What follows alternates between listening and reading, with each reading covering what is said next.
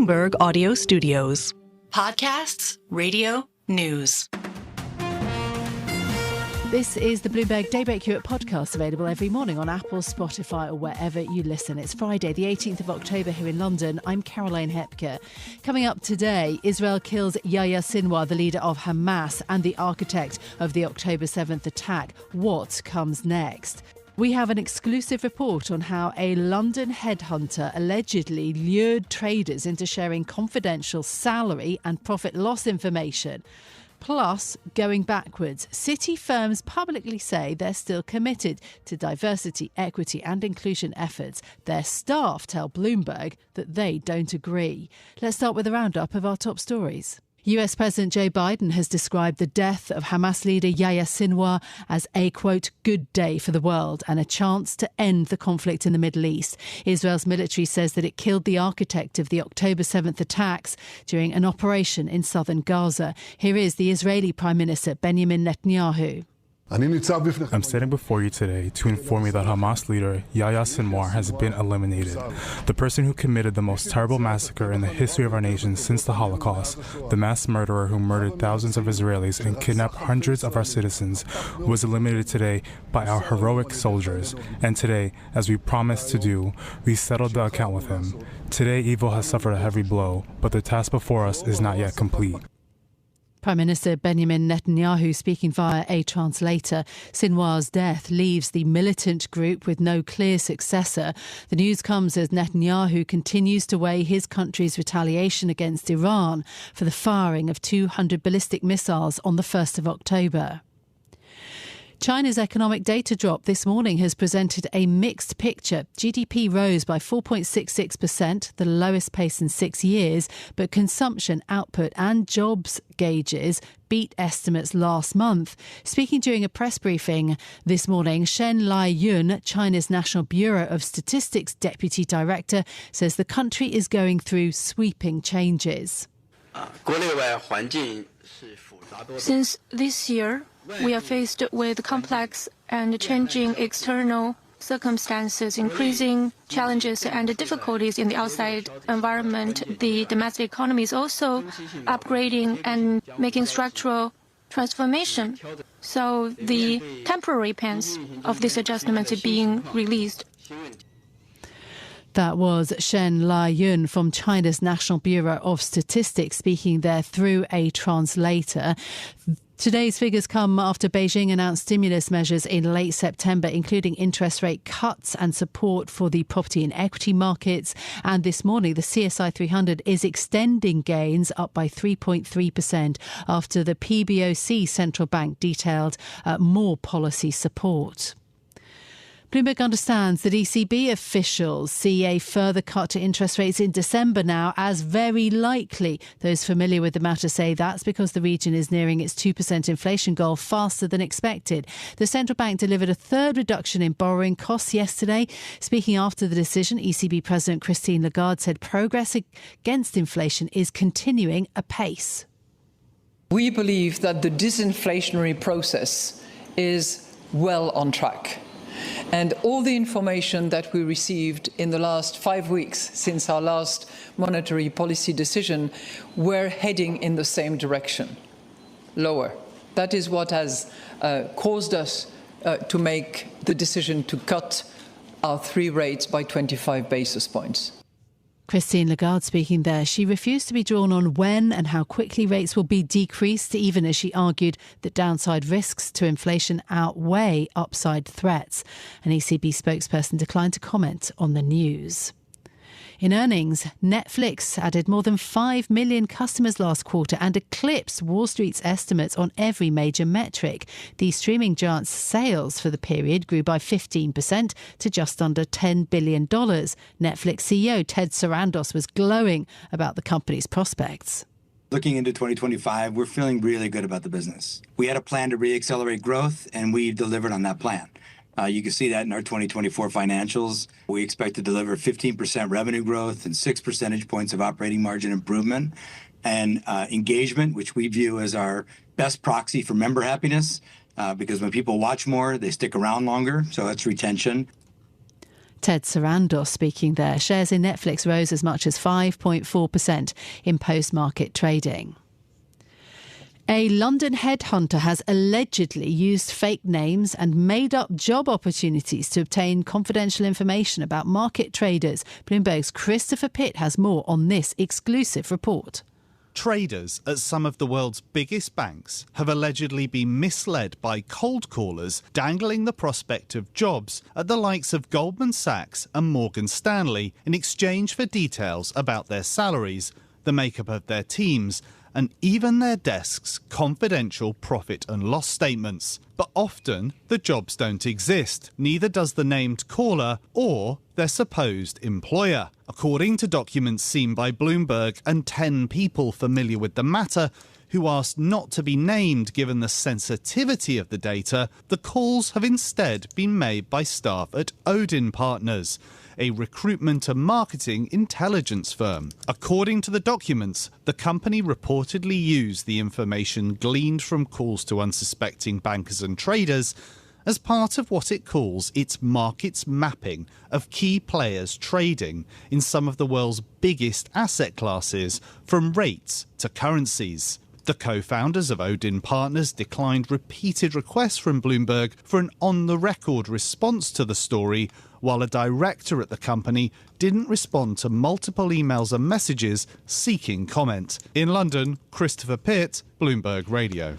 While executives at Odin Partners did not respond to those requests for comment on the story, a lawyer from the company told Bloomberg that the allegations were false. Black professionals in the City of London say that efforts to increase the number of black employees and underrepresented groups in financial services have been heavily deprioritised. More than 4 years since the murder of George Floyd in the US sparked an unprecedented desire for change to address racial disparities.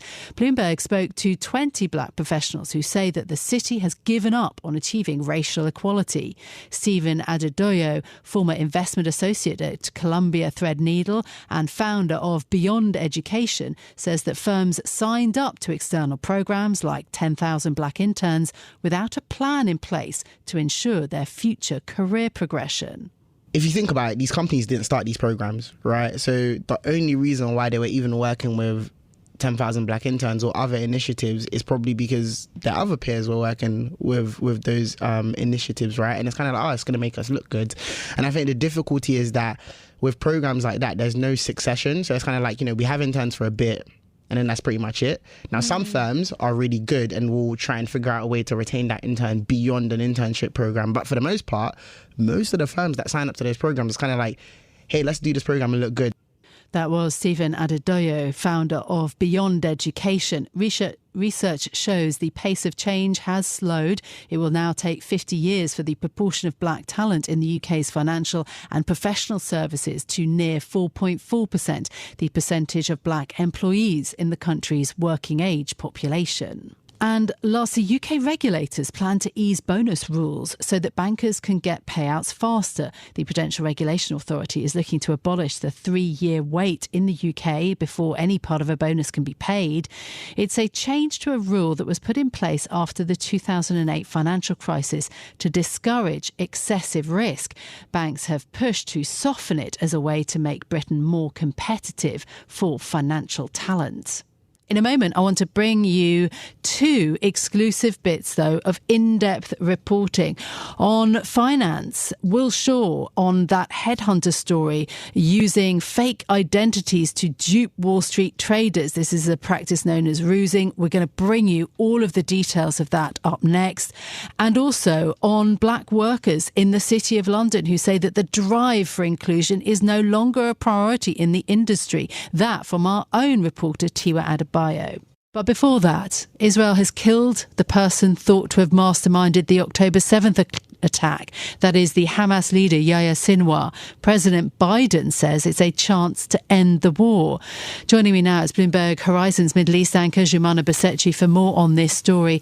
Jumana, good morning. So the killing has been confirmed now. What does it actually mean, do we think, for Hamas? So it is a hugely significant moment because Yahya Sinwar was a central figure for Hamas and has been so for the last couple of decades. In addition to being one of the masterminds behind the October 7 attacks, this was certainly not the first time Israeli forces had tried to eliminate Yahya Sinwar. And the defense minister, Yoav Gallant, said shortly after October 7 that one of their war objectives would be actually to eliminate Yahya Sinwar, to exact retribution. And so this is seen as a major victory for the Israeli Prime Minister and for the cabinet, the Israeli cabinet. It comes on the heels of the killing of the other former political leader of Hamas, Ismail Haniyeh, in Tehran a few months ago, and the killing of Hassan Nasrallah, the leader of Hezbollah, alongside other Hezbollah commanders as well. So very significant moment. But the question from here onwards, and there are many questions, is who will be replacing Yahya Sinwar? Will that person be more open to ceasefire discussions? And indeed, from the Israeli perspective, is there actually a desire to move forward with these ceasefire negotiations? There's a lot of pressure domestically on Netanyahu's government to secure the release of the hostages. It's been over a year now, and it's expected that there are still around 100 hostages. Unclear how many of them are still alive. What is President Biden's view on what happens next? Is there a US plan?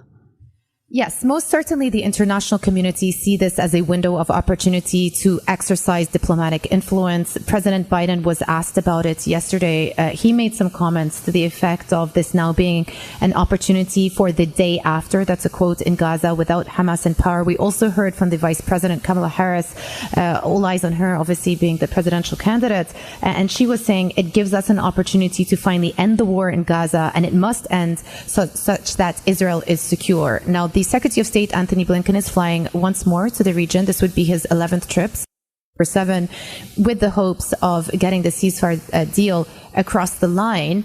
But it all comes down to the willingness on both sides here. We're talking about whoever is going to be representing Hamas in these discussions, in addition to the Israeli government, and certainly the mediators, the main mediators, US, Qatar, and Egypt, do want to get the ceasefire across the line.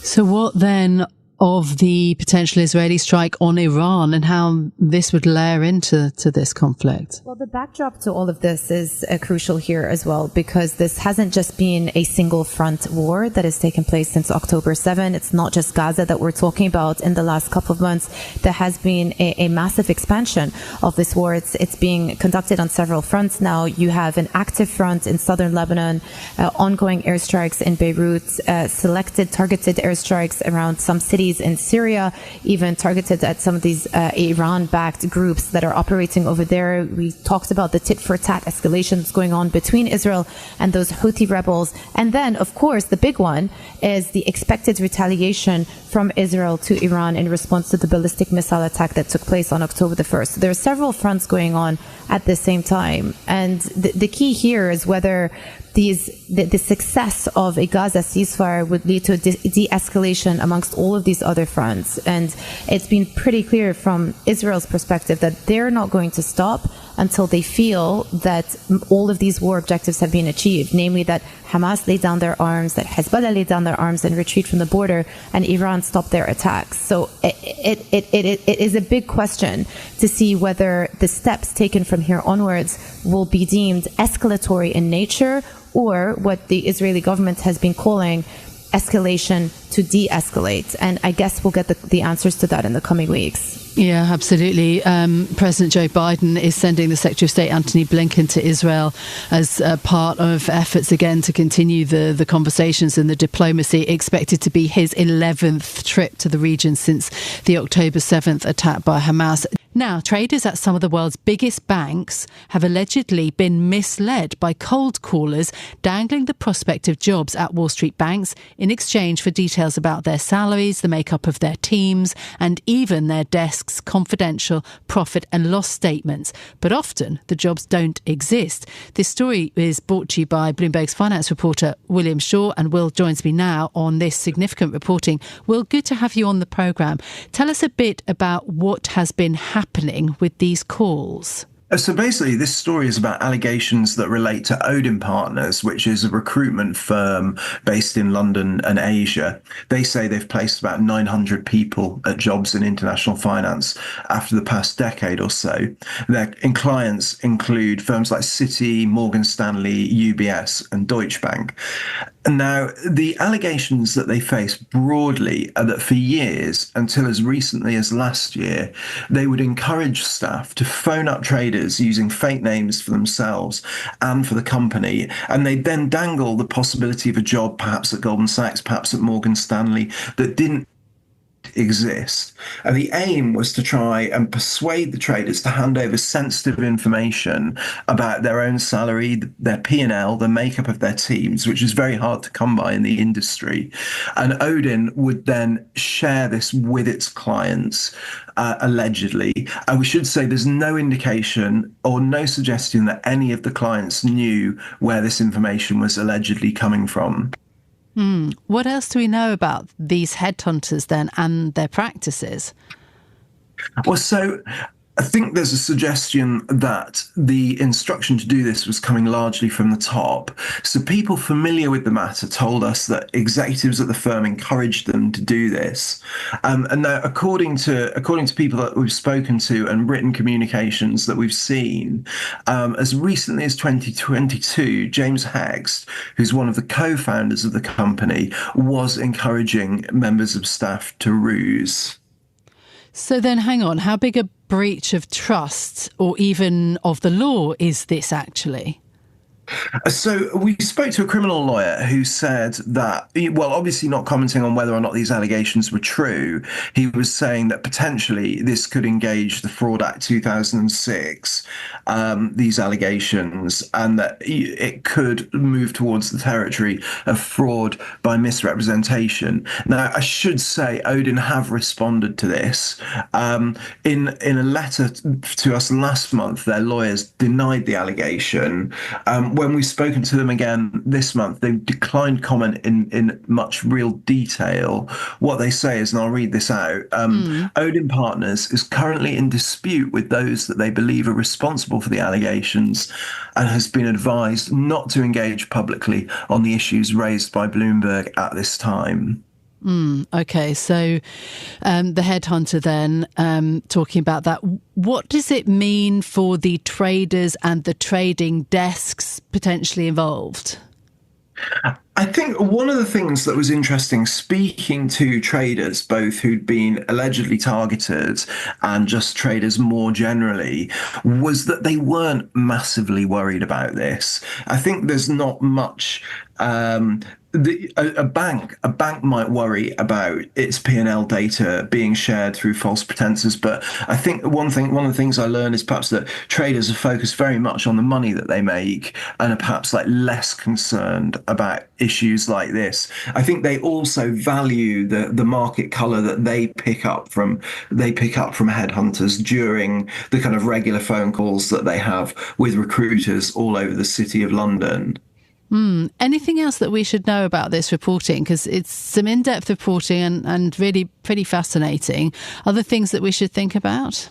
I think one of the things that's really interesting about this is that this recruitment is an industry that has not really been regulated in the wake of the 2008 financial crisis in the way that banks have. So what the reporting suggests is that allegedly there are pockets of quite sort of colourful behaviours still going on in this industry that you wouldn't find anymore in regular banking. Also, it's like a hugely competitive area. There are loads of headhunters like all over London, and there's a lot of money at stake. And I think that gives you a sense as to why a company might allegedly delve into unethical practices. A successful trader at a big name firm, for example, can negotiate a compensation package worth millions when they move banks. The placement fees for headhunters can be around 25% of that trader's first year total comp, and they tend to be capped at somewhere around £100,000 for the recruiter, but it can go quite a bit higher than that. So there's a lot at stake here. Thank you so much, Will, for bringing us your story. You can read it in full on the terminal, also on the Bloomberg website. Headhunter said to use fake IDs to dupe Wall Street traders. That is Bloomberg's finance reporter, Will Shaw. Now, black workers in the City of London say that inclusion is no longer a priority for the financial and professional services industry. Bloomberg radio reporter Tiwa Adebayo has been speaking to a raft of city workers, past and present, who say that recruitment efforts for underrepresented groups and diversity, equity and inclusion professionals have disappeared from firms in recent years. And Tiwa joins me now in the radio studio for more on this story that you've spent really weeks reporting on. What have the people that you've spoken to said about what has happened to inclusion initiatives? So, Caroline, one person actually summed it up really well, and that person is Pauline Miller. She's got 20 years of experience running DEI at firms across the city, including State Street and Barclays. And what she said to me is that at the moment, we're experiencing this perfect storm of economic headwinds, industry backlash, and also disappointing results from initiatives, which is driving a real pullback from a lot of city firms. And that's been reflected in the accounts of black employees that I've spoken to, many of whom wanted to keep their identities private. They've said they've noticed subtle changes. So fewer Black History Month speakers, for example, fewer networking events for people of colour. So we're not seeing the same regulatory pressure that is present in the States just yet. But firms are reassessing their commitments, and that's proven in the data as well. I spoke to the Taylor Bennett Foundation, which is an organisation that operates across the communications landscape, placing diverse candidates in firms such as HSBC and Santander, and they said that demand for their paid internship programmes has actually seen a 25% decline year on year since 2022, and that's despite seeing a big uptick in interest in 2020, particularly following the murder of George Floyd. And that drop in demand is coming specifically from financial services and city firms. I also spoke to Junior Garber, who founded a similar group called Equity City, which works to get ethnic minority candidates into the city with a focus on insurance. And he said the same thing. Budgets are dwindling. And really at the heart of the problem seems to be this lack of concerted effort from firms. I spoke to one person, Mark Lomas, who's the head of culture at Lloyd's of London, and he set out the problem really during our conversation. He said making real change takes very deliberate and targeted effort, and not all firms are willing to do that. So here's a bit of what he said. I think we see this challenge across lots of employers, and that is essentially making sure that your processes are fit for purpose, you are deliberate in how you go out to attract talent, you have inclusive recruitment practices, and then you have the ability and the practices to retain talent. I think at the Lloyd's market, why we've been so successful is because we've had a very deliberate approach to it. So it's not impossible, but it takes concerted, concentrated effort. So that was Mark Lomas, head of culture at Lloyd's of London, that you spoke to. You also report on black workers facing a ceiling at work or leaving. It is having an impact on people in their working lives. Yeah, from my conversations, it seems that an unintended consequence of this urgency to act on diversity felt by a number of city firms in 2020 was that some of the DEI strategies that were focused on recruiting black talent were rushed, and they did it without adjusting company culture first. And that's really showing in the experiences of black employees, and crucially, the number of them leaving. So the data shows that black talent is leaving firms in the city before reaching the top ranks. So at UK law firms, black people are 4 times more likely to leave than their white counterparts. In investment banking, actually, the figure for representation at a more senior level sits at just 0.5%. And we can see in the ethnicity pay gap that's persisted too, particularly for black workers. So that also suggests concentration at a junior level. But employees that I've spoken to really speak to this phenomenon of joining through a black-focused recruitment scheme like the Taylor Bennett Foundation or 10,000 black interns, and then feeling abandoned without a clear pathway to progression in their career, and that contributes to attrition, to them leaving. So one of those people was Karen Miperere. She's a former private equity investment operations analyst, and she's now an analyst at a large UK bank. And she says that since 2020, there has been divestment from DEI, and it's hurting her experience. Now it feels a bit more like that conversation has almost sort of been put to the back burner. and with the economic contraction and sort of companies having to reconcile with overhead and challenges, I think DE&I was the first thing to go, really. And it was subtle things like, you know, maybe there wouldn't be as many networking events for people from same backgrounds. And maybe for Black History Month, they wouldn't do quite so many things and there wouldn't be quite so many speakers. But bit by bit, it does feel as though it's not really as much of a priority as it used to be. And I think that really trickles down into then your working life as a Black woman. So that was Karen Muperere, one of the people that you spoke to in this investigation. You've also done some granular reporting. I mean, you've talked a lot about the data, and data tracking is another issue. The BAME umbrella, which in the UK refers to Black, Asian and minority ethnic people, there's also an issue with this in the data. Yes, that was actually one of the most interesting parts of this reporting, the existence of this data gap as it pertains to Black talent in the city. So despite making these pledges to sort of increase equality in 2020, most firms actually don't publish data specifically about their Black employees. And it's also very difficult to find published progress on these targets that they did set in 2020. And it's slightly to do with the law in the UK around data collection for HR departments.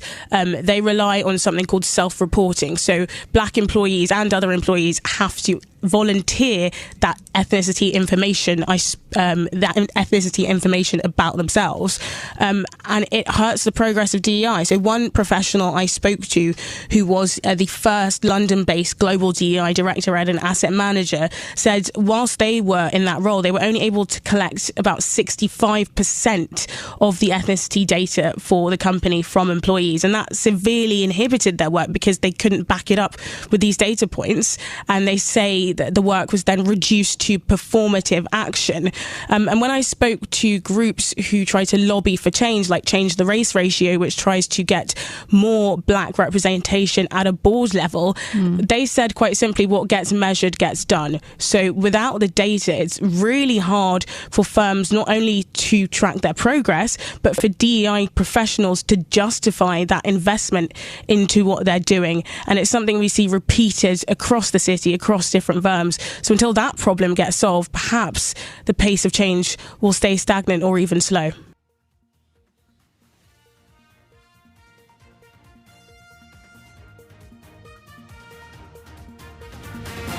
This is Bloomberg Daybreak Europe, your morning brief on the stories making news from London to Wall Street and beyond. Look for us on your podcast feed every morning on Apple, Spotify and anywhere else you get your podcasts. You can also listen live each morning on London DAB Radio, the Bloomberg Business app and Bloomberg.com. Our flagship New York station is also available on your Amazon Alexa devices. Just say, Alexa, play Bloomberg 1130. I'm Caroline Hepker. And I'm Stephen Carroll. Join us again tomorrow morning for all the news you need to start your day, right here on Bloomberg Daybreak Europe.